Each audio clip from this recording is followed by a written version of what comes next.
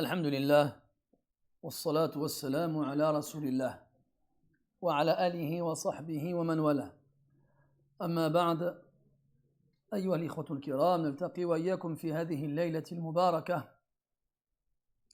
وليلتنا هذه هي 29 من شهر محرم لعام 46 و400 وألف للهجرة، الموافقة 3 من شهر أغسطس لعام 24 و2000. كعادتنا في ليالي الأحد نعقد مجلسنا في تفسير كلام رب العالمين عز وجل، ونواصل قراءتنا لسورة الواقعة التي انتهينا منها إلى الآية 25، وهي قوله تبارك وتعالى: لا يسمعون فيها لغوا ولا تأثيما. عندما جعل الله تبارك وتعالى يصف شيئا من نعيم المقربين، وذكر شيئا مما يتلذذون به من أنواع المطعومات والمشروبات والمنكوحات وكذلك المسموعات، ونتم أو نواصل حديثنا مع الآيات التي بعدها واللواتي بعدها بإذن الله تبارك وتعالى، سائلين الله عز وجل كما وفقنا لتلاوة هذه الآيات وتدبرها وبيان معانيها في بيت من بيوته أن يوفقنا للعمل بهن، وأن يمتعنا بمجازات أهل القرآن في الآخرة في أعلى فراديس الجنان. Mes très chers frères, nous nous retrouvons dans cette 29e nuit du mois de Muharram de l'an 1446, c'est-à-dire le 3 août 2024. Comme chaque samedi soir, nous ouvrons ces assises dans lesquelles nous lisons ensemble la parole d'Allah tabaraka wa ta'ala et nous mettons en évidence les principaux sens des versets qui composent le Coran. Cette assise est la 7e dans la lecture du chapitre coranique numéro 56 qui est intitulé Al-Waqi'ah, celle qui se produira et se réalisera inéluctablement. Et nous nous sommes arrêtés lors de notre dernière rencontre à la lecture du 25e verset de ce chapitre coranique. Verset qui vient à la suite d'une série de versets dans lesquels Allah tabaraka wa ta'ala décrit les délices et récompenses qu'il a réservées et préparées en partie pour ceux qu'on appelle al-muqarraboun, ceux qui ont été rapprochés d'Allah tabaraka wa ta'ala. Nous avons constaté qu'Allah tabaraka wa ta'ala a évoqué parmi ces délices certaines choses qui sont mangeables, d'autres qui sont buvables. Puis il a parlé des épouses du paradis et il s'est arrêté sur ce que l'on va y entendre. Et on constate que chacune de ces choses-là concerne les plaisirs derrière lesquels les êtres humains courent depuis le début de la création jusqu'à la fin. Et Allah tabaraka wa ta'ala donc va ravir chacun de leurs sens, le sens du goût, le sens de l'odorat, le sens de l'ouïe, le sens du toucher et le sens de la vue dans toutes choses sur lesquelles les yeux des gens du paradis se poseront. Nous nous sommes arrêtés sur le 25e verset où Allah tabaraka wa ta'ala dit La yasma'una fiha lagwan wa la ta'thima. Ils n'y entendront ni paroles futiles, dénuées de tout sens, paroles inutiles et vaines, ni de paroles qui les feraient avoir des péchés ici-bas. Toutes les paroles interdites à dire et à écouter, que ce soit le mensonge ou le faux témoignage ou la médisance ou la calomnie ou le colportage de ragots et ainsi de suite. Et on s'était arrêté sur cette morale qu'on retrouve dans tous les versets où Allah tabaraka wa ta'ala décrit les gens du paradis, c'est que les assises des gens du paradis et leurs caractéristiques sont les meilleures et les plus parfaites et les plus complètes. Et donc tout croyant qui aspire à faire partie des gens du paradis se doit de se préparer ici-bas en s'efforçant au maximum de faire de sa vie ici-bas un jardin du paradis en imitant et en essayant de ressembler aux gens du paradis dans tout ce qu'Allah Ta'ala nous a décrit à leur sujet.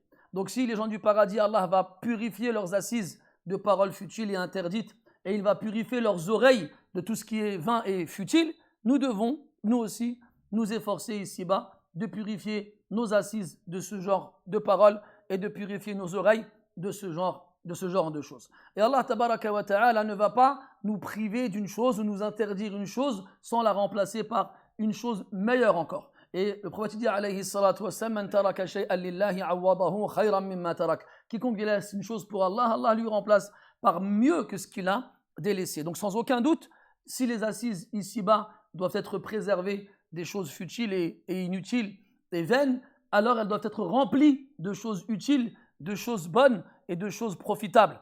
Et les meilleures des choses avec lesquelles on peut remplir nos assises, c'est la parole d'Allah subhanahu wa ta'ala, et la parole de son messager alayhi as-salatu was-salam, et la parole des pieux prédécesseurs et des imams de notre communauté à travers les siècles. يقول ابن القيم رحمه الله تعالى كما كانت مجالس العلماء في هذه الدنيا خير المجالس كانت كذلك في الآخرة. Ibn al-Qayyim dit رحمه الله تعالى, comme les meilleures assises ici-bas sont celles des gens du Coran et de la science, ce seront aussi les meilleures assises dans l'au-delà. Quand on se réunit dans la maison d'Allah tabaraka wa ta'ala autour du Coran et de la parole du prophète alayhi salatu wassalam, on ressent une joie et on ressent un plaisir que personne sur terre ne ressent, quel que soit le plaisir et le loisir dans lequel il se distrait. يقول أبو سليمان الداراني رحمه الله تعالى أهل الليل في ليلهم ألذ من أهل اللهو في لهوهم ولولا قيام الليل لما أحببت البقاء في هذه الدنيا.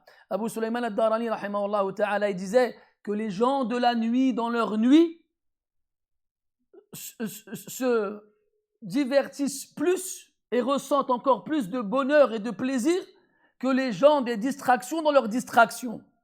Et si il n'y avait pas de prière nocturne, je n'aurais pas voulu rester dans ce bas monde.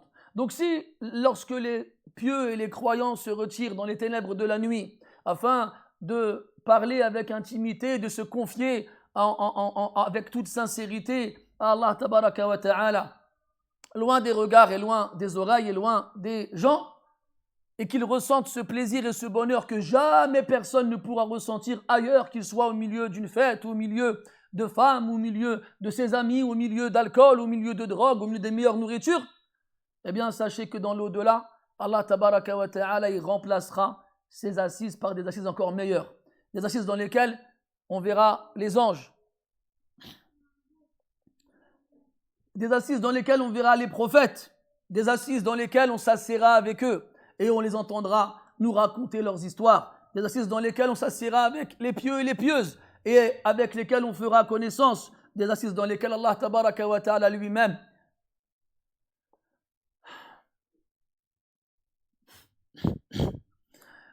subhanahu wa ta'ala s'adressera à nous et nous saluera et nous comblera de ses bienfaits. La yasma'una laghwan wa la yasma'una fiha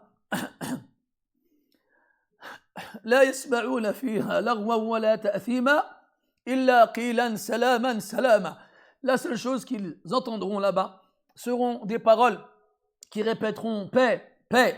Car comme Allah nous l'a évoqué dans le Coran, dans de nombreux versets, les gens du paradis se salueront les uns les autres et les anges pénétreront dans leur demeure par chaque porte et par chaque ouverture et les salueront, et Allah tabaraka wa ta'ala lui-même les saluera. Qala subhanahu wa ta'ala tahiyyatuhum fiha salam. Leur salutation au paradis entre eux sera salam. Et Allah il nous dit wal malaikatu yadkhuluna alayhim min kulli bab salamun alaykum, et les anges rentreront auprès d'eux par toutes les portes, salamun alaykum, que la paix soit sur vous. Et Allah tabaraka wa ta'ala lui-même les saluera, salamun qawlan min rabbir rahim, la yasma'una fiha laghwan wa la ta'thima illa qilan salaman salama. Il a aussi été dit dans qawluhu illa qilan salaman salama, yani ils n'y entendront au paradis que des paroles qui seront préservées de ces choses-là qui sont al-lagh والتأثيم يعني les futilités et les choses vaines et les choses qui ici-bas nous donnent des péchés. Ibn al-Qayyim rahimahullah il disait dans An-Nuniyya نزه سماعك عن ذياك الغنى إن أردت أو نزه سماعك عن ذاك الغنى إن أردت المتعة في الجنان أو كما قال. Il parlait de la musique et il disait si tu veux jouir des délices du paradis, préserve tes oreilles ici-bas de la musique. Et celui qui se préserve de la musique de ce bas monde qui est satanique et qui n'a pour but que d'éloigner les gens d'Allah tabaraka wa ta'ala, Allah tabaraka wa ta'ala lui fera entendre au paradis les plus belles des musiques avec les plus belles des voix, les plus belles des chansons. Comme on l'a dit la dernière fois, les arbres du paradis sont pleins de feuilles et un vent soufflera au paradis qui fera bouger les branches, qui feront bouger les feuilles et qui produiront un son, une mélodie. Puis les oiseaux qui circulent au paradis ici et là chantent et ne chantent pas des sons inaudibles ou incompréhensibles, mais ils chantent avec des vrais mots et glorifient Allah subhanahu wa ta'ala. Et les hur al-'ain et les femmes du paradis aussi accueilleront leurs époux en leur chantant des chansons et en leur souhaitant la bienvenue. Donc au paradis, qu'il y a des gens, ils entendent ce genre de versets ou bien ce genre de discours, ils vont dire quoi? Mais ça va être ennuyant au paradis. Les gens, ils vont parler quoi? Que d'Allah, que du prophète, que du din. Donc ce sera des assises ennuyantes. Et ce sont ces mêmes personnes qui trouvent les assises dans lesquelles nous nous trouvons actuellement ennuyantes. Ils sont capables de rester des heures dans une salle obscure à regarder des films qui parlent de science-fiction et d'histoires qui n'existent pas.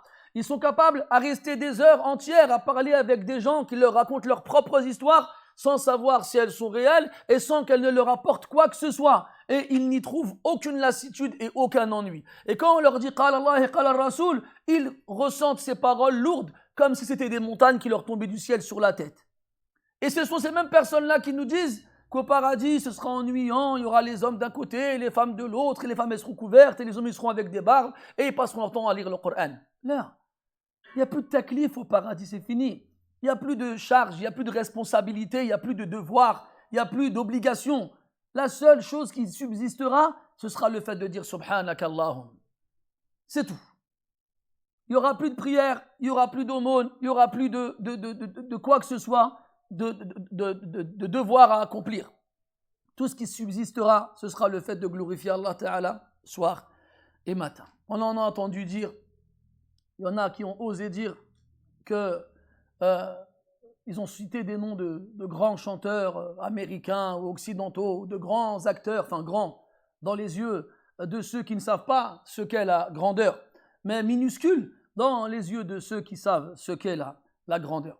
Eh bien, ils disent si ce genre de personnes, ce genre de célébrités vont en enfer, alors je préfère aller en enfer plutôt qu'aller au paradis. Eh bien, vous savez, il y a une hikmah arabiya, une sagesse arabe qui a été reprise par as-sahaba radiyallahu anhum, c'est al-bala muwakkal bil mantiq. Al-bala muwakkal bil mantiq, c'est-à-dire que l'épreuve qui nous touchera dépendra de la parole qu'on prononcera. Il y a des gens sans s'en rendre compte, comme Allah a dit dans le Coran, yukhribuna buyutahum bi aydihim, qui détruisent leur demeure avec leurs propres mains. Ils disent des paroles sans y prêter attention. Et en disant, mais on plaisante et on rigole. Et ils oublient la parole du prophète, alayhi salatu wassalam. Inna ar-rajula la yatakallamu bil kalimati la yulqi laha bala, yahwi biha, ou min sakhatillah, yahwi biha fin nari sab'ina kharifa. Cette parole qui glace le sang et terrorise le cœur des croyants, qui nous dit, dans laquelle le prophète nous dit, alayhi salatu wassalam, une personne peut prononcer une parole sans y prêter attention, sans lui donner une quelconque importance, alors qu'elle provoque la colère d'Allah, elle le fera plonger en enfer 70 ans. 70 ans. Au lieu de vouloir être avec les pieux et les vertueux, afin d'espérer bénéficier de cette promesse que le prophète a faite, alayhi salatu wassalam, al-mar'u ma'a man ahab. Et cette qaïda, elle est amma, mes frères, elle est générale. Toute personne se verra réunie avec ceux qu'il aime. Al-mar'u ma'a man ahab. Aime les acteurs, aime les chanteurs, aime les gens célèbres. Tu seras réuni avec eux. aime les prophètes, aime les compagnons, aime les vertueux, tu seras réuni avec eux. Même si tu ne fais pas autant d'actions qu'eux. إن كانت محبتك صادقة لهم جمعك الله بهم.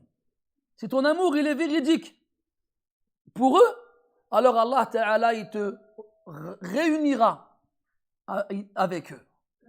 أما مجرد الادعاء فكل قادر عليه كل ذي لسان قادر عليه. Quant à la simple prétention, toute personne qui possède une langue est capable de prétendre ce qu'il veut. لا يسمعون فيها لغوا ولا تأثيما إلا قيلا سلاما سلاما وأصحاب اليمين ما أصحاب اليمين. Après qu'Allah tabaraka wa ta'ala ait fini de nous parler des muqarraboun, جعلني الله وإياكم منهم. Vous savez, on a tendance, quand on entend parler des muqarraboun, à se dire c'est fichu, c'est mort. On ne pourra jamais atteindre ce degré. ولكن يا أخي العزيز إن كنت آيست من نفسك فلا تيأس من رب العالمين وإنه ليسير على من يسر الله عليه. Si toi tu désespères de ta propre personne quand tu penses à tes péchés et quand tu penses à ta difficulté à faire les obligations et tes devoirs et que tu as l'impression que les muqarraboun sont partis loin devant, alors ne désespère pas d'Allah tabaraka wa ta'ala, celui pour qui rien n'est impossible et rien n'est difficile, celui qui rend le difficile facile et l'impossible possible, et il le facilite à qui il veut. Et n'oublie pas que par l'intention, tu peux atteindre des degrés que tu n'aurais pas atteints par tes propres actions. Donc aie l'intention et fais les efforts et sache que lorsque tu as l'intention de faire une bonne action, même si tu n'arrives pas à l'accomplir, Allah Ta'ala te compte quand même une bonne action. Man hamma bil hasanati falam ya'malha kataba Allahu lahu biha hasanatan kamila. Celui qui a l'intention de faire une bonne action et qui ne l'accomplit pas, Allah Tabaraka wa Ta'ala lui inscrit quand même par cette intention-là une bonne action complète. Donc ne désespère pas. Et souviens-toi que plus on approche de la fin des temps, plus il est difficile de s'accrocher à sa religion. Et plus il est difficile de s'accrocher à sa religion, plus celui qui y arrive malgré la difficulté verra sa récompense multipliée et décuplée.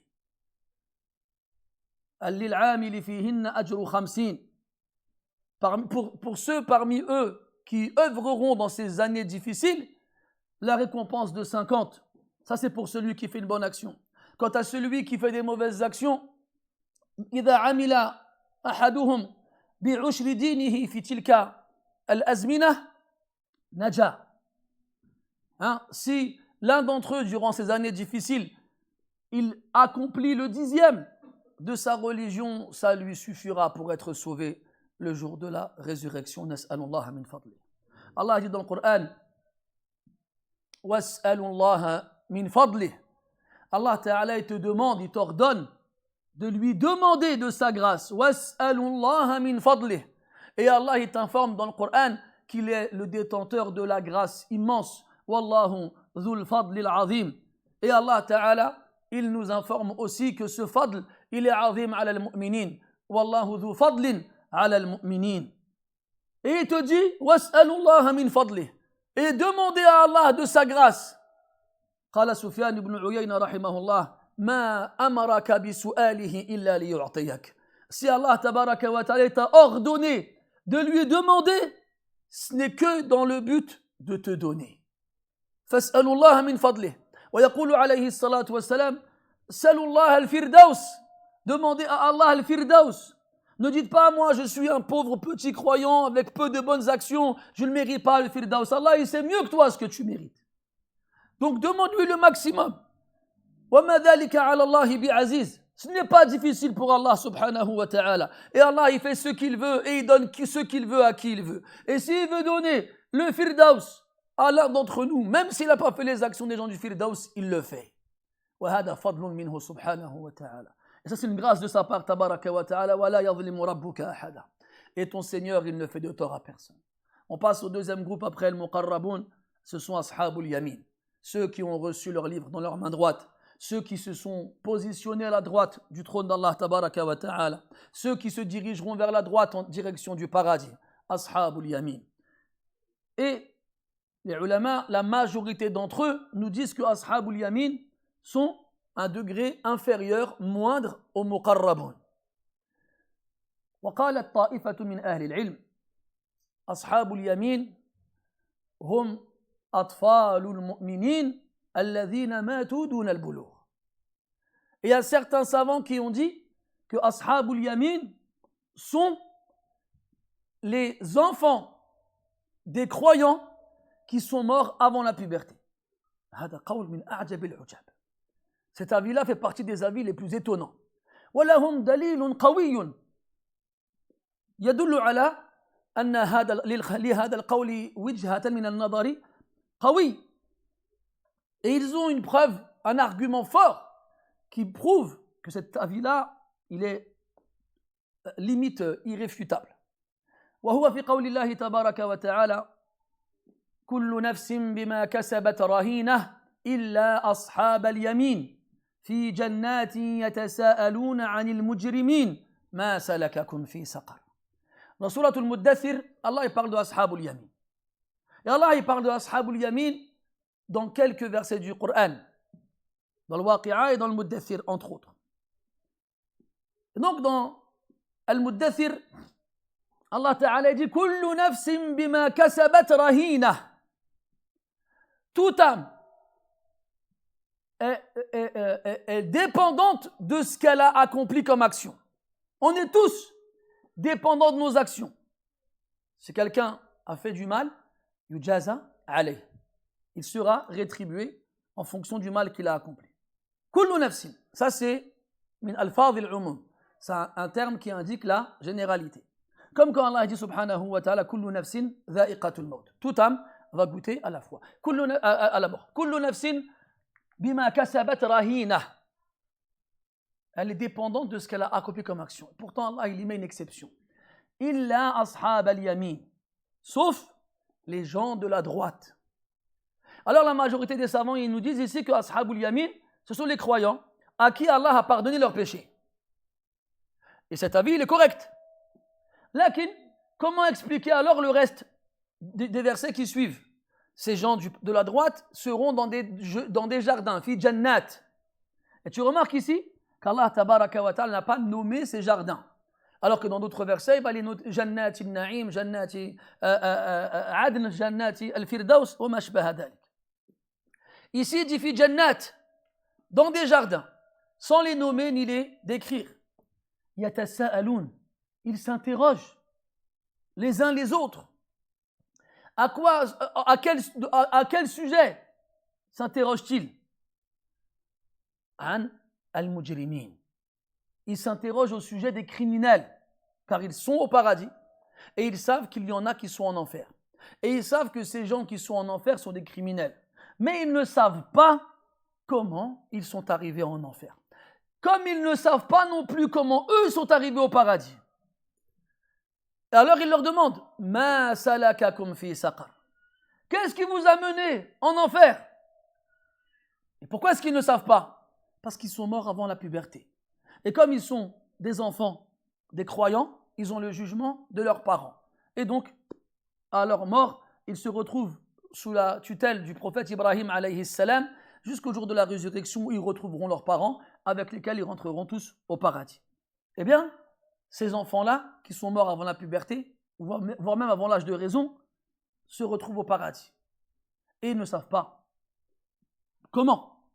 Et ils ne savent pas pourquoi il y a des gens en enfer. Et c'est pour ça qu'ils leur demandent qu'est-ce qui vous a emmené en enfer? Ma salakakum fi saqar. Cet avis-là, c'est un avis attribué à Ali ibn Abi Talib radiyallahu anhu. C'est un avis très fort dans l'argumentation. Alors à ce moment-là, en supposant que cet avis soit correct, si Ashabul Yamin, ce sont les enfants des croyants qui sont au paradis, qui sont le Muqarraboun alors? Et le Muqarraboun, comme l'a dit Ibn al-Qayyim rahimahullah, ce sont deux groupes. Le groupe qu'il a évoqué dans le Waqi'a, As-Sabiqun, ceux qui devancent tous les autres. Et l'autre groupe qu'il a évoqué dans d'autres soirs comme Fatir et comme Al-Mutaffifin, qui sont Al-Abrar. إن الأبرار يشربون من كأس كان مزاجها كافورا الآية. Al-Abrar. Donc Al-Muqarraboun se divise en deux groupes. As-Sabiqoun wal-Abrar. Et Ashabul Yamin, ce sont les enfants des croyants qui sont morts avant la puberté et l'âge de raison. Je n'affirme pas que cet avis est le plus juste. Je ne vous cite que ce que nos pieux prédécesseurs nous ont laissé comme science, et en sachant que l'autre avis, qui est le majoritaire, nous dit que Al-Muqarraboun sont le plus haut degré qu'on puisse atteindre en tant que croyant, et Al-Ashabul Yamin est le degré qui vient juste après et qui concerne les croyants dans leur ensemble. Wallahu ta'ala a'lamu bis-sawab. Et encore une fois, quand on fait une mulahada, une remarque, on avait parlé d'un avis qui disait que yatufu alayhim wildanun mukhalladun. On a dit que il y a un avis qui disait que ces wildan al-mukhalladoun, que ces enfants immortels et éternels qui circulent parmi les gens du paradis pour les servir, étaient les enfants des mécréants qui sont morts avant la puberté. Donc eux, ils sont rentrés au paradis sans avoir fait de bonnes actions et ont été sauvés de l'enfer sans avoir fait car aucune mauvaise action ne leur a été inscrite. Et donc, ils vont être au service des gens du paradis.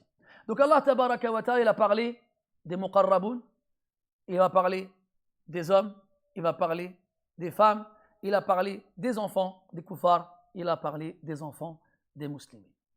Et là, il y a un tanasuq, il y a une harmonie, il y a un tawazun, un équilibre qui nous fait pencher vers cet avis-là, sans pour autant affirmer quoi que ce soit. Innama nahnu nanqul wa nadhkur wa la nurajjih.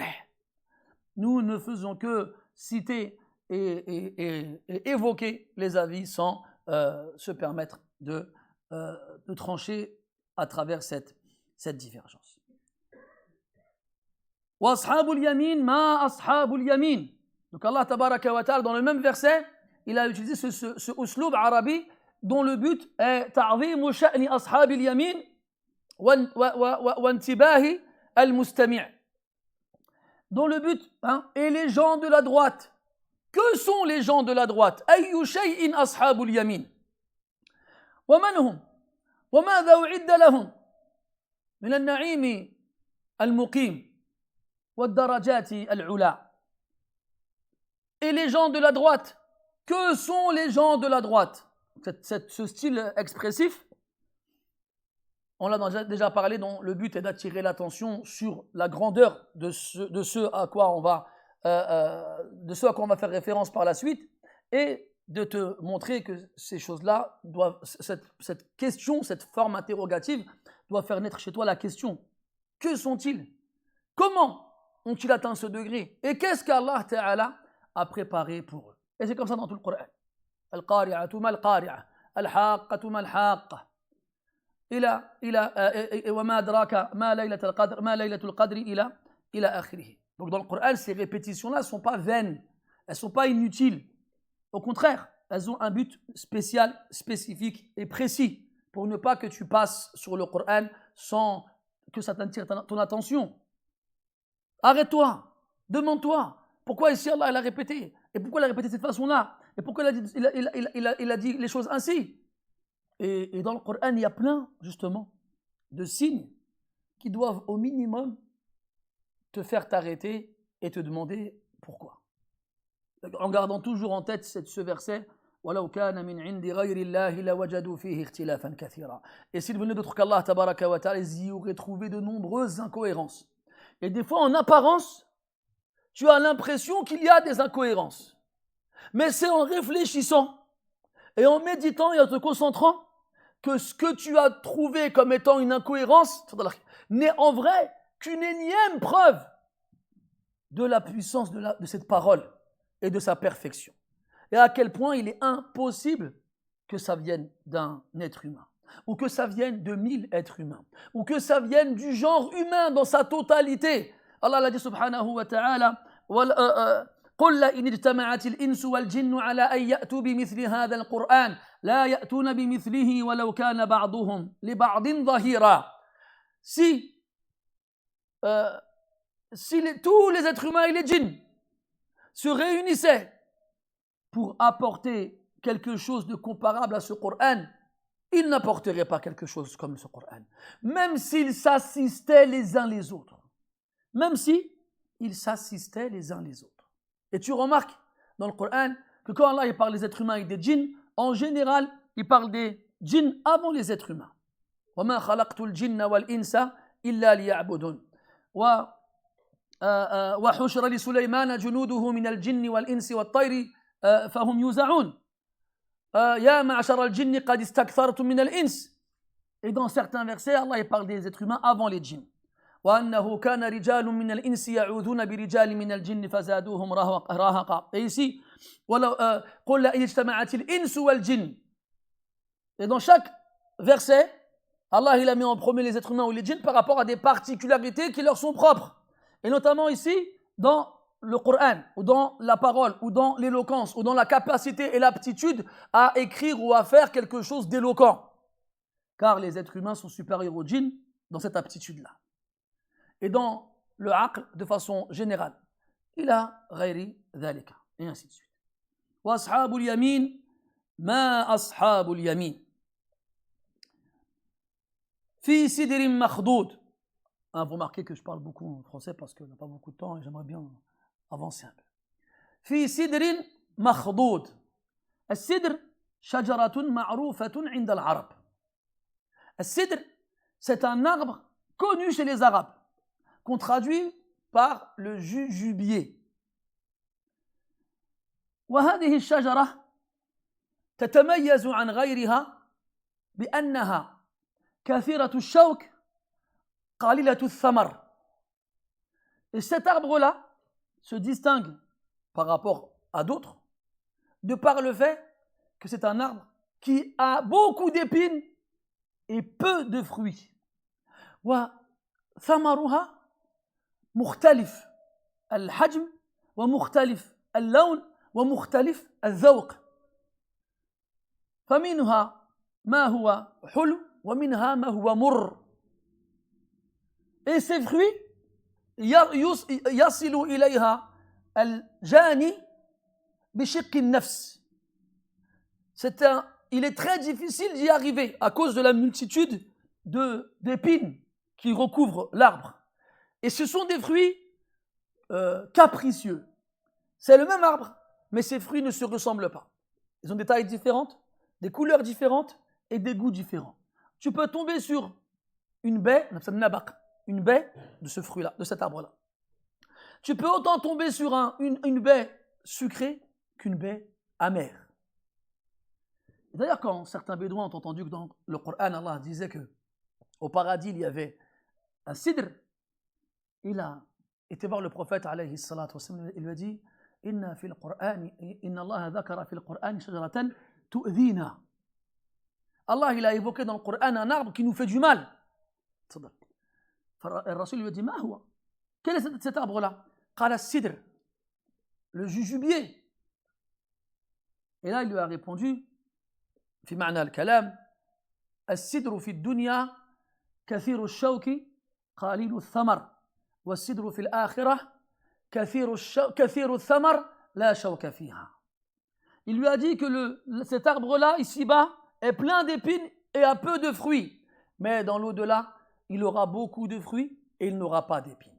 وهذا معنى قوله تعالى مخضود أي أزيل شوكه في سدر مخضود. Ils se trouveront au milieu d'arbres, de jujubiers, dont les épines ont été retirées. الفعل خاضد بمعنى زال, qui veut dire enlever, supprimer, faire disparaître. وقيل مخضود بمعنى موقر بالثمر, وهذا يؤيد ما قلناه آنفا أي مثقل. Il a été dit مخضود, ça signifie un arbre qui a été alourdi par les fruits, alors que les baies du cidre ici-bas sont petites, des petites boules. Très bien, quand on était petit, on jouait dehors, il y avait toujours des petites boules rouges dans des buissons. La légende disait qu'ils étaient empoisonnés. Bon, je ne sais pas vous, parce que des fois je vous demande, vous avez l'air d'avoir une enfance très triste, mais j'ai essayé d'en manger moi. Oui, tout le monde disait c'était empoisonné, vous voulez voir. Bon, c'était pas bon, mais vous pouvez constater qu'on est toujours là. C'est peut-être ça qui a fait que dans ma tête, il y a des trucs qui vont pas. Mais dans tous les cas, voilà, c'était pas empoisonné, mais c'était pas bon. Je vous déconseille d'essayer, hein. C'est vraiment pas bon. Al-Muhim, on a tout essayé. Hein. Je sais pas si vous avez entendu parler des pommes chinoises. Vous connaissez les pommes chinoises? C'était des petites pommes violettes, très amères aussi. C'est pas grave si c'était amer. Rien que le fait d'avoir réussi à en cueillir et de les manger, c'était une réussite. Quand tu as 8 ans, 9 ans, tu es le plus fier de la cité quand tu as réussi à remplir un sac avec des fruits dont personne ne veut. Ala kulli hal, tout ça pour dire que, on revient donc à Sidr al-Makhdoud, on a dit que Sidr fi dunya qalil al-thamar, il a peu de fruits. Mais fil akhirah, il a beaucoup de fruits. Il a alourdi ses branches. Sidrin Makhdoud. Wa talhin mandud. At-talh, il y en a, ils ont dit lughatun min at-tal'a. وهذا الذي قاله علي بن أبي طالب رضي الله عنه.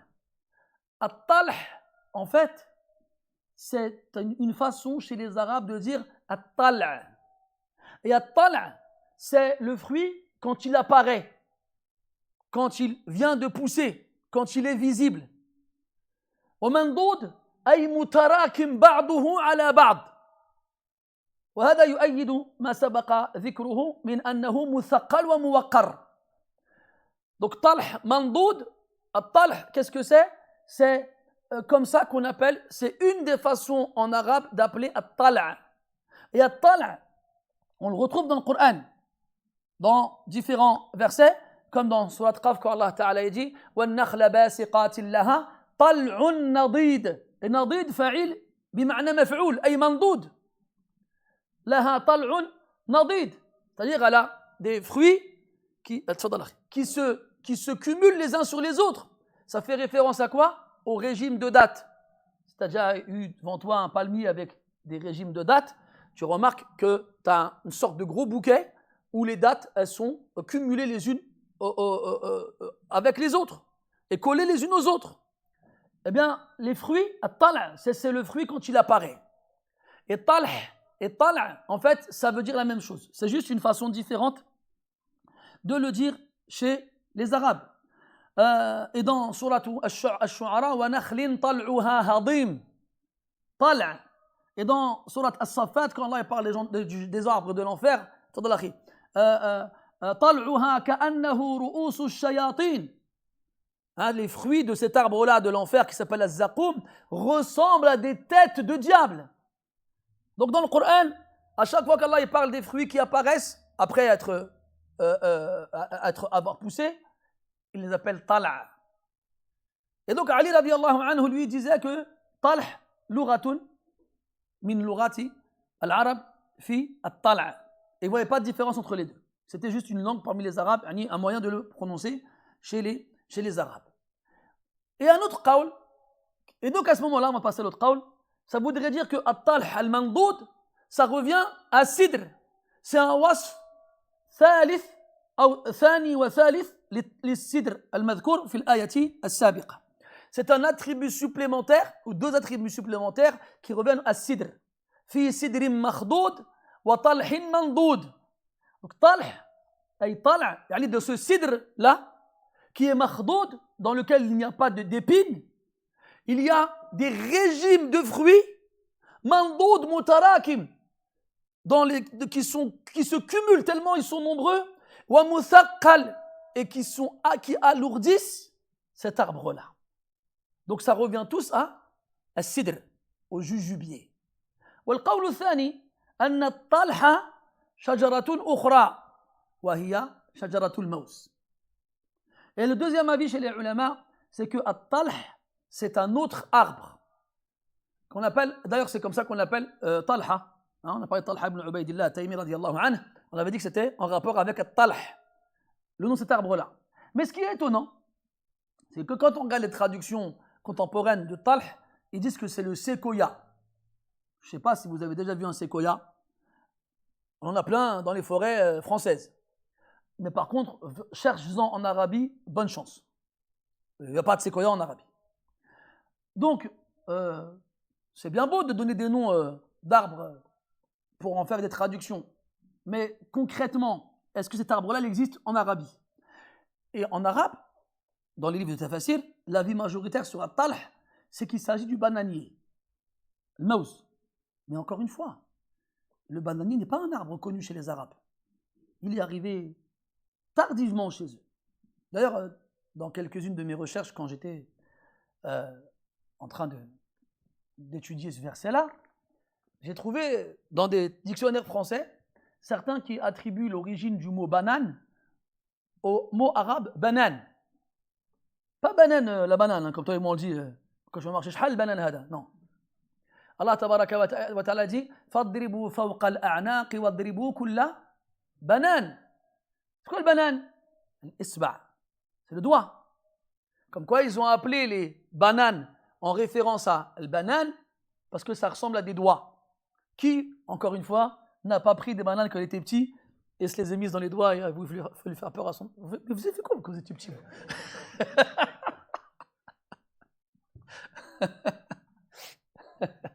على كل حال voilà, vous faites de la peine, wallah, je vous vois, ils étaient comme ça dans leur chambre, comme ça. Tu fais quoi? J'attends de grandir, on verra. Hein. على كل حال, donc on appelait les bananes, enfin ça c'est une théorie. Hein. Moi, encore une fois, je n'affirme rien. Mais pour revenir à Al-Mauz, oui, on trouve des salafs, Abdullah ibn Abbas et d'autres, qui nous disent que Talh, Shajaratul Mauz. Mais nous, aujourd'hui, on traduit le mauz par la banane. Parce que c'est le nom qu'on donne aux fruits de la banane. Walakin, ya akhi al-aziz, retourne en Arabie, toi. À l'époque du prophète, alayhi salatu wassalam. À l'époque des Arabes, en Arabie, trouve-moi quelqu'un qui parle de banane. Il n'y a pas de banane. Et les Arabes, c'est des poètes. Ils nous ont tout décrit. Ils ont fait des comparaisons avec tout. Amr ul-Qais ou bien un Labid ou bien un Amr ibn Kulthum, il t'aurait comparé la banane au croissant de lune. Ou bien tu aurais comparé la banane à le sourire d'un enfant. Ou bien tu aurais comparé la banane à l'arc d'un... Là, je viens de sortir tout ça de ma tête, là. Donc si moi j'ai sorti ça maintenant tout de suite, imagine-toi ce qu'ils auraient sorti eux. La dhikra lil mawzi fi kalam al-arab. On ne trouve pas de parole de... On trouve le mot mauz, hein, attention. Walakin, est-ce que le mauz, il fait référence au fruit que nous on connaît? Ce fruit... D'ailleurs, tu savais que la banane n'était pas jaune à la base? Tu ne savais pas, voilà. Tu savais? Ah bah si, tu savais. Mais ce fruit-là qu'on connaît tous aujourd'hui, là, les Arabes, ils ne le connaissaient pas. On sait que le prophète Sassim mangeait certains fruits. Il a mangé du raisin, il a mangé du melon. Mais là, j'ai entendu parler de banane. Donc est-ce qu'il est correct de traduire al-mauz par la banane?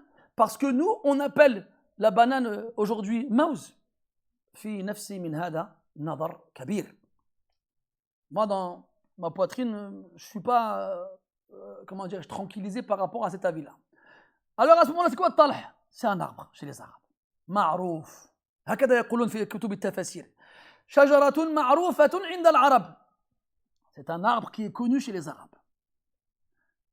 Les ulama disent qu'Allah Ta'ala a parlé de sidr parce que c'est un arbre que les Arabes aimaient, mais qu'ils ne pouvaient pas faire pousser à proximité de chez eux. C'était un arbre C'était un arbre qui poussait loin dans la campagne. Et il était difficile à atteindre à cause des épines. Et ses fruits, c'était toi et ton qadar. Ça passe ou ça casse. Mais pourtant, ils l'aimaient. Et ils auraient voulu pouvoir le faire pousser chez eux, à côté de chez eux, mais ils ne pouvaient pas. Alors Allah tabaraka wa ta'ala leur a dit au paradis, vous serez au milieu de cidre. Mais pas un cidre comme vous avez fait de dunya. Il n'y a pas d'épines. Et il y a beaucoup de fruits. Et ces fruits-là, ils alourdissent ces branches. Et ils vous raviront et ils vous rassasieront. طيب وظل ممدود وظل ممدود الظل c'est l'ombre والممدود الممتد une ombre allongée. Avant de parler de l'ombre, il y a une question qui se pose. On parlait tout à l'heure de tadabbur. Tu vois, quand tu lis le Coran, essaye de faire marcher walk your brain. Hein? Fais marcher ton dimar, ton cerveau. Allah dit dans le Coran, لا يرون فيها شمسا ولا زمهريرا.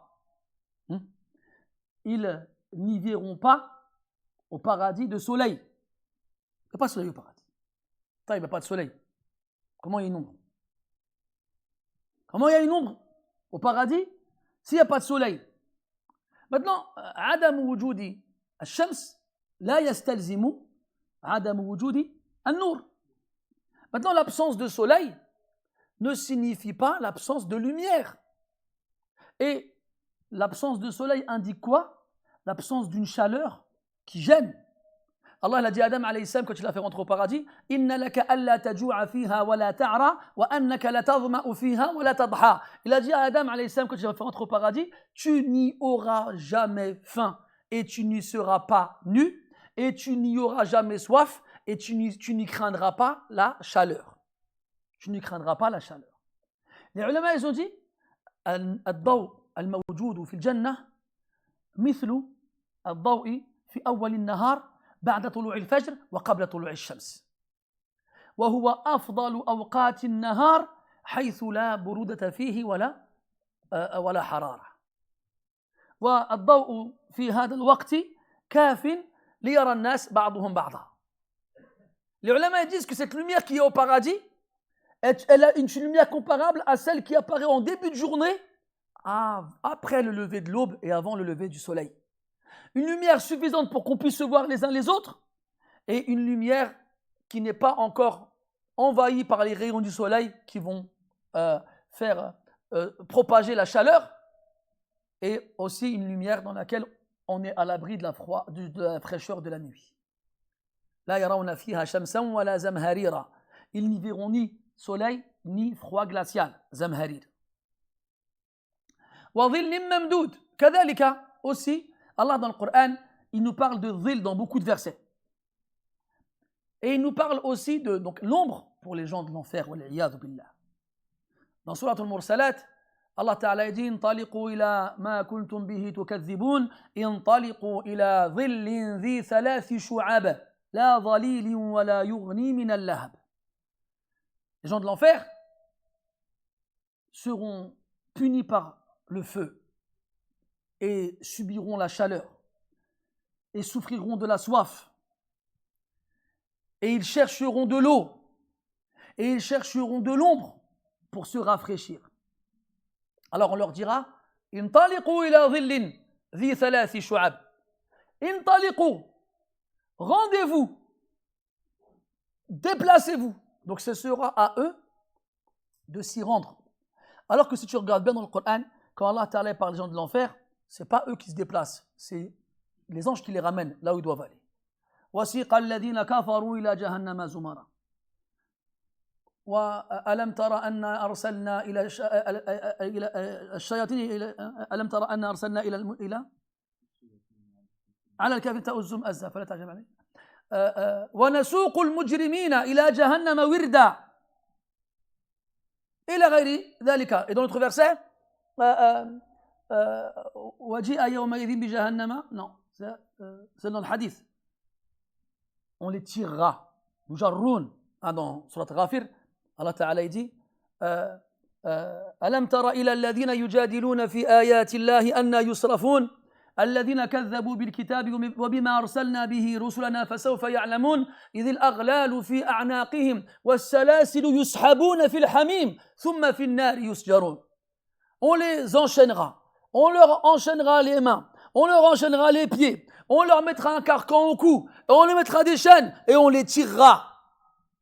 Comme Allah dit subhanahu wa ta'ala خذوه فغلوه ثم الجحيم صلوه ثم في سلسلة ذرعها 70 ذراعا فاسلكوه. Les gens de l'enfer, ils ne se déplaceront pas librement comme ils veulent en enfer. Non. C'est des esclaves attachés, des prisonniers que jamais on ne libérera. Attachés, enchaînés, ligotés, qu'on tirera et qu'on poussera. يوم يدعون إلى نار جهنم دعا. On les poussera violemment et fortement. Et là, Allah il dit quoi? Intaliqu. Quand tu vas dire à des gens, allons-y, On dit quoi? Nantaliq. Si tu as regardé les dessins animés traduits en arabe littéraire. هيا يا أصدقاء ننطلق إلى هذه الغابة التي فيها من كل إلى آخره. ننطلق, allons-y, let's go en anglais, ikuzu en japonais. Vámonos en espagnol. على كل حال ننطلق, allons-y. Et quand on dit انطلق, vas-y, démarre, pars. Comment Allah il dit aux gens de l'enfer? انطلقوا, allez-y. Et ils vont y aller ou pas? Ils vont y aller. Pourquoi ils vont y aller? Parce qu'il fait tellement chaud qu'ils recherchent absolument un moyen de trouver un peu de fraîcheur. Et puis de dunya, quand il fait chaud, qu'est-ce qu'on fait? Bon, avant l'existence des climatiseurs ou des ventilateurs, qu'est-ce qu'on faisait? On cherchait de l'ombre. Alors, Allah il va leur créer une ombre. Il va dire انطلقوا إلى ظل ذي ثلاث شعب. Allez auprès d'une ombre composée de 3 branches. Ce n'est pas une ombre qui apporte un rafraîchissement. La dhalilin wala yughni min al-lahab. Ni c'est une ombre qui rafraîchit, ni c'est une ombre qui te sauve de la fournaise, de la chaleur, du feu. Wal-iyadhu billah. Et dans la même surah, Allah Ta'ala dit un peu plus tard, innal muttaqina fi dhilalin wa uyun. Les pieux seront dans des ombres et des fleuves. Et dans notre verset, Allah Ta'ala dit Inna ashab al-jannati al-yawma fi shughulin fakihun hum wa azwajuhum fi dhilalin ala al-ara'iki muttaki'un. Les gens du paradis seront avec leurs épouses dans des ombres. Et dans notre verset, Allah dit والذين آمنوا وعملوا الصالحات سندخلهم جنات تجري من تحتها الأنهار خالدين فيها أبدا لهم فيها أزواج مطهرة وندخلهم ظلا ظليلا. Allah il parle d'ombre. Au paradis, il y a une lumière suffisante pour qu'on puisse voir, qui n'apporte ni chaleur et qui préserve de la fraîcheur. Et avec cette lumière-là, il y a une ombre qui, elle aussi, est agréable et rafraîchissante, où les gens du paradis se réuniront et s'assiéront et se reposeront, mangeront, boiront, discuteront, riront et avec leurs épouses, les meilleurs moments, ils passeront. Dhillin Memdoud. Taïb. Regarde, j'en suis sûr que tu as dû remarquer, si tu regardes le Masjid al-Haram, la mosquée sacrée de la Mecque, là on peut voir ça en direct 24 heures sur 24. Et des fois tu regardes en pleine journée à Dhuhr, quand le soleil il est bien au milieu du ciel et les gens ils prient un peu partout, où il y a de l'ombre. Et des fois tu as un poteau avec une ombre qui va donc dans la direction opposée et tu as des gens qui prient dans l'ombre de ce poteau-là. Regarde comment les gens ils cherchent l'ombre. Et plus l'ombre elle est longue, et plus il y aura de monde. Parce qu'il y a une chose qu'ils vont tous rechercher, c'est un peu d'ombre pour échapper à la chaleur torride de la moitié de la journée. Et là, Allah il dit وَظِلٍّ مَمْدُودٍ. Cette ombre-là, elle sera longue, elle sera allongée, elle sera étendue. Contrairement à l'ombre ici-bas, qui commence à un moment petite, qui s'allonge, puis à un autre moment, elle se raccourcit. Allah Ta'ala dit وَظِلَالُهُمْ بِالْغُدُوِّ وَالْآصَالِ أَلَمْ تَرَ أَنَّ اللَّهَ يَسْجُدُ لَهُ ما في السماوات وما في الأرض ما في السماوات وما في الأرض من دابة والملائكة وهم لا يستكبرون. Non, c'est pas ça. Dans النحل, اللي هو صاحب النحل. أنت يتفيأ ظلاله عن اليمين والشمائل سجدا لله وهم داخرون. Moi je te donne la fin du verset, maintenant retrouve-moi le début. Dans ce verset, Allah Ta'ala il nous dit que les ombres, tatafayya, elle part et elle revient. عن اليمين والشمائل, vers la droite et vers la gauche, par rapport au soleil. Le soleil quand il se lève et tu prends un bâton, tu le poses comme ça, le soleil il se lève, eh bien, à l'opposé de la source de lumière, il y aura l'ombre de l'objet. Et plus le soleil il est loin, et plus l'ombre elle est longue. Et plus le soleil il se rapproche, et plus l'ombre elle se raccourcit. Eh bien, et la nuit, il n'y a plus d'ombre, car il n'y a plus de lumière. Mais au paradis, cette ombre-là, elle est da'im. Elle ne s'arrête jamais. Elle ne se raccourcit jamais. elle est toujours présente et elle ne diminue pas, elle est toujours de la même taille. طيب, c'est quoi sa taille? جاء في الحديث الذي رواه الشيخان عن أبي هريرة رضي الله عنه أن النبي صلى الله عليه وسلم قال إن في الجنة لشجرة يسير الراكب في ظلها 100 عام لا يقطعها ثم قال واقرأوا إن شئتم وظل ممدود. Quand il a dit alayhi wassalam, il y a au paradis un arbre dans l'ombre duquel le cavalier court pendant 100 ans sans en sortir. Un cavalier, il n'est pas en train de courir. Hein. Quand on dit un cavalier, on parle de quelqu'un qui est sur une monture. Et dans une version du hadith, il a dit الراكب الجواد المضمر السريع والحديث متواتر. C'est pas n'importe quel cavalier. C'est le cavalier le plus rapide, le plus expérimenté, celui qui maîtrise son cheval et qui atteint les vitesses les plus grandes. Eh bien, à cette vitesse-là, pendant 100 ans, il galope. Sous cette ombre-là, il n'en sort pas. Pendant 100 ans. Quelle est alors la surface que cette ombre, elle couvre? وروي عن كعب الأحبار رحمه الله أنه قال لو أن رجلا ركب حقة أو جذعة ثم دار حول تلك الشجرة ما بلغها حتى يسقط هرما.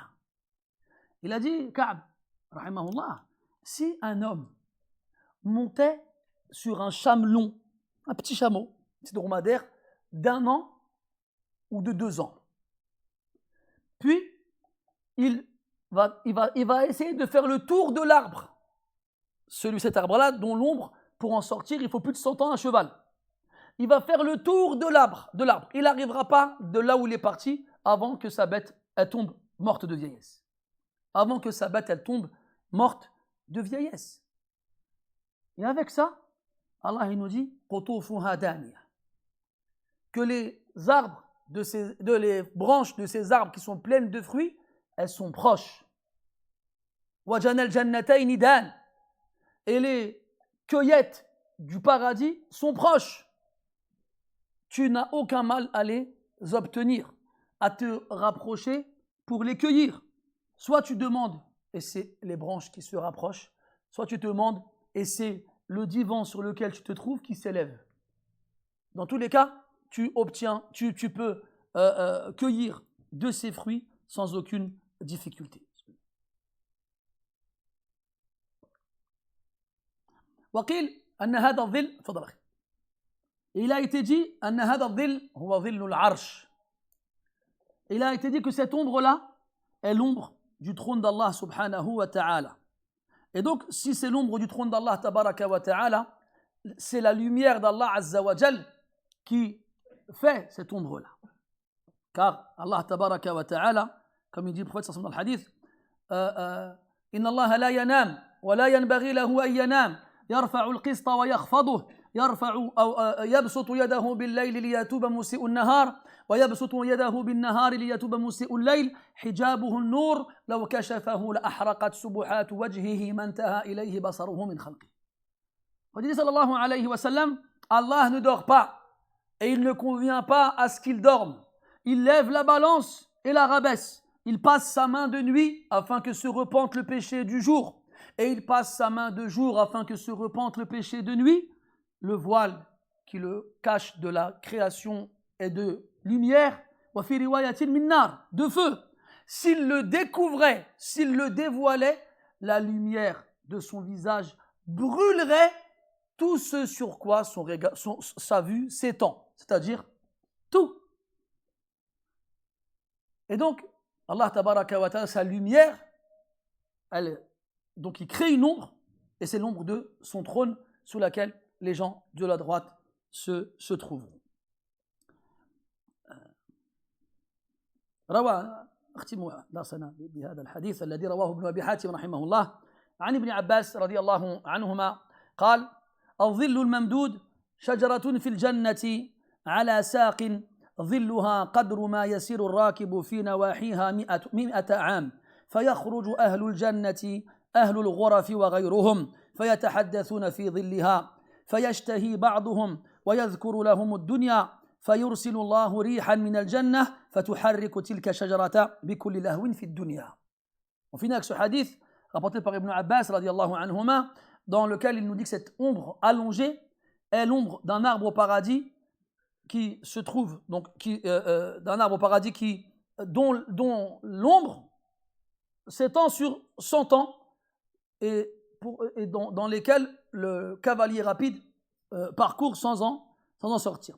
Les gens du paradis sortiront de leur demeure et de leurs appartements et de leurs palais et ils se réuniront sous cette ombre-là et ils discuteront ensemble. Ils parleront ensemble de leur vie ici-bas et ils parleront ensemble de ce qu'ils aimaient ici-bas. Et l'un d'entre eux leur parlera de certaines choses ici-bas, notamment de certains sons et certaines mélodies qu'il avait entendues ici-bas. Et il aura envie de l'écouter, et ceux qui l'entendront parler auront aussi envie de l'écouter. Alors Allah, il enverra un vent qui fera bouger les arbres, les branches de cet arbre-là, qui feront bouger les fruits et qui produiront un son qui sera encore meilleur que celui dont ils ont parlé ici-bas. Wallahu a'lam. ونسأل الله سبحانه وتعالى ألا يحرمنا نعيم الجنة وأن يجعلنا وأهلنا من أهلها ويجعلنا من المقربين السابقين الأولين ونسأله سبحانه وتعالى ألا يجعلنا ممن يقنط من رحمته ونسأله من فضله اللهم يا ذا الفضل العظيم يا ذا الفضل على المؤمنين نشهدك ونشهد حملة عرشك أنا آمنا بك وآمنا برسلك فنسألك اللهم أن تكتبنا من المؤمنين الصادقين وأن تكتبنا من الشاهدين وأن تدخلنا برحمتك جنات النعيم مع النبيين والصديقين والشهداء والصالحين وحسن أولئك رفيقا وصلى الله وسلم وبارك على عبده ورسوله محمد وعلى آله وأصحابه أجمعين والحمد لله رب العالمين وبارك الله فيكم.